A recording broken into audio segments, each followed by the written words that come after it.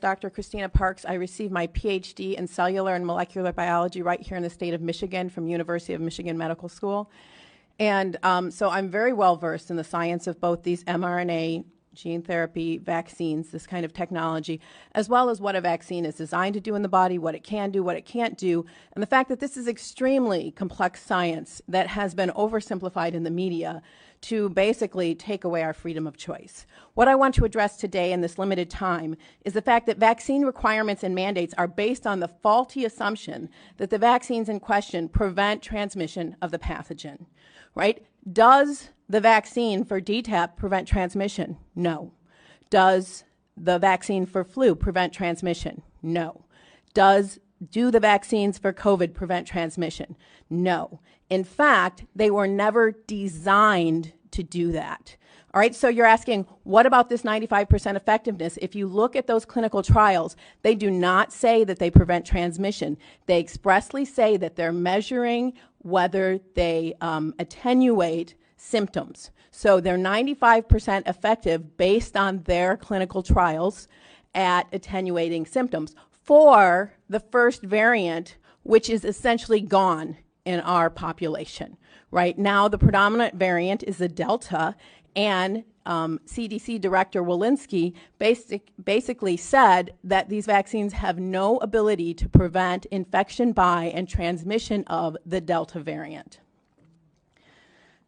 So our policy needs not to be built on the hope of what we think something we want it to do, but what the data actually tell us. So do these viruses prevent, do the vaccines prevent the virus from infecting and replicating in the nose and nasopharynx? No. They've only been shown to prevent that replication in the lungs. They're different. The mucosa is very different than the lungs. It's very different than the blood. You inject it to the blood, you make antibodies in your blood. The virus isn't infecting your blood.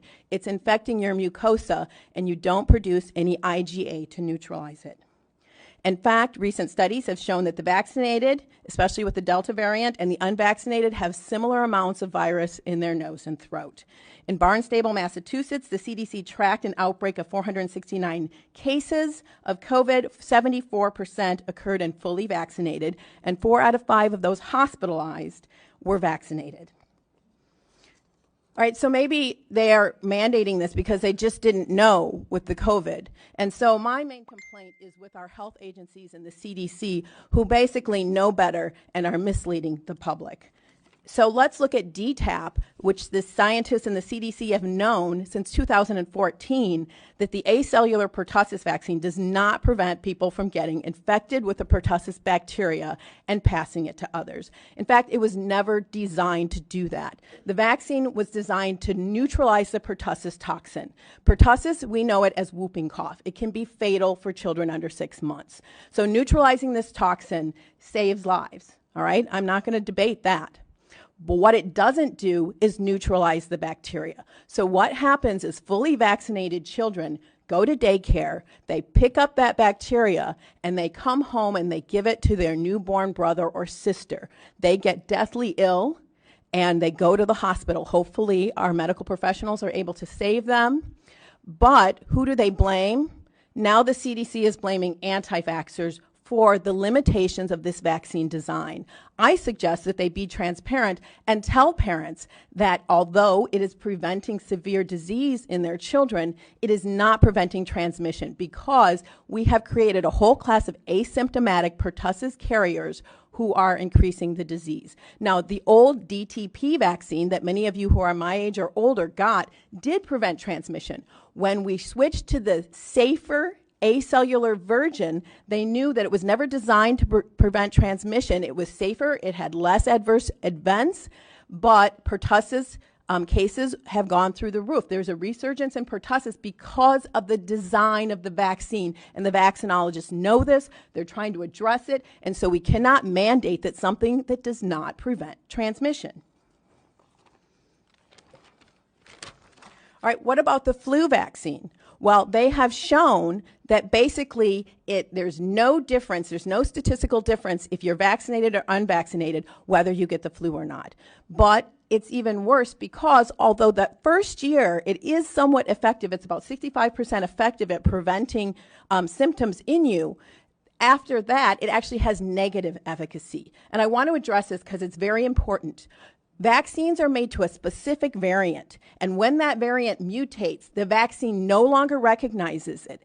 And so it's like you're seeing a completely new virus. And because that's so, you actually get more severe symptoms when you're vaccinated against one variant, and then it mutates, and then your body sees the other variant. So there's the potential, and the science shows that, in fact, with the flu, if you get vaccinated in multiple years, you are more likely to get severe disease, you are more likely to have more viral replication, and you are more likely to be hospitalized, both in adults and in children. We are seeing the same thing in COVID with the Delta variant.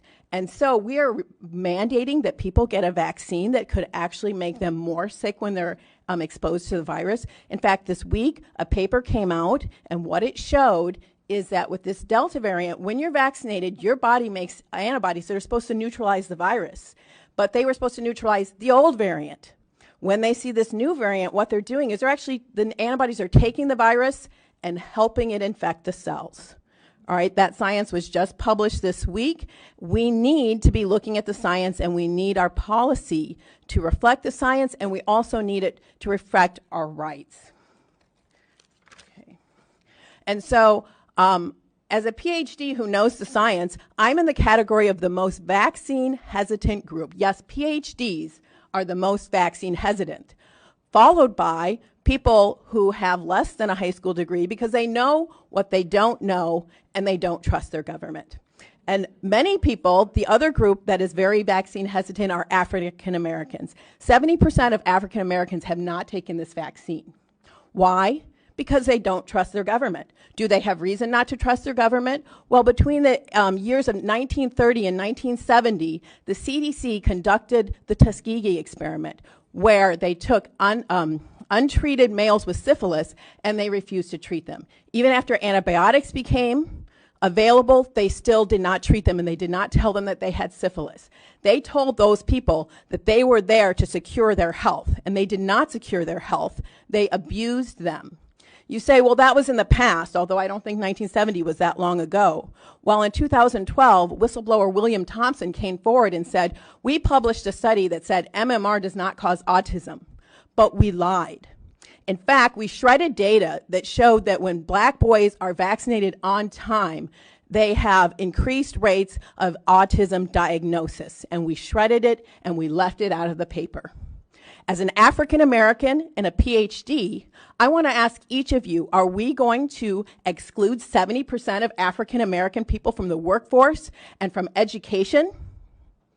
Right? My ancestors did not work this hard. I come from a family that worked very hard, and I'm very aware that my privileges are dependent on the work of my grandmother and my great-grandmother, and I have great respect for these people that put me where I am. And yet you're telling me that my son will not be able to be educated if, based on the history of African Americans in this country, that he doesn't want to be vaccinated? All right, so I will leave you with that question. Who are we going to exclude from the workforce? Are we going to continue with discrimination and segregation in the United States of America? Thank you.